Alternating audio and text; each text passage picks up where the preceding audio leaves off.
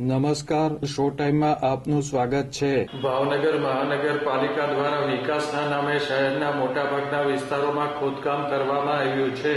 કામમાં થઈ રહેલી ઘોર બેદરકારીના કારણે વાહન અકસ્માતની ઘટનાઓ રોજિંદી બની છે.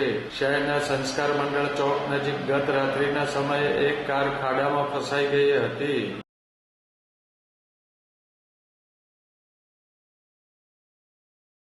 ભાવનગરના પૂર્વ ધારાસભ્ય મનુભાઈ વ્યાસના દીકરી આરતીબેન ગત રાત્રિના સમયે તેમના પરિવાર સાથે સંસ્કાર મંડળ ચોક પાસે કાર લઈને જતા હતા, ત્યારે તેમની કાર એક ખાડામાં ફસાઈ ગઈ હતી.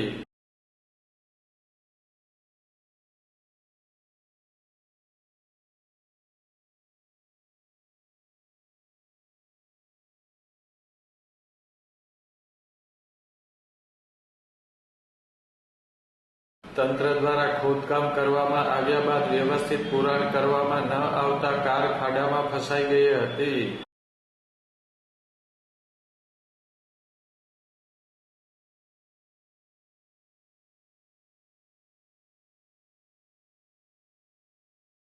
આ બનાવ અંગે આરતીબેને નગરસેવકોને ફોન કરી ફરિયાદ કરી હતી, પરંતુ નગરસેવકે પોતાની જવાબદારી ન હોવાનું જણાવી હાથ ઊંચા કરી દીધા હતા.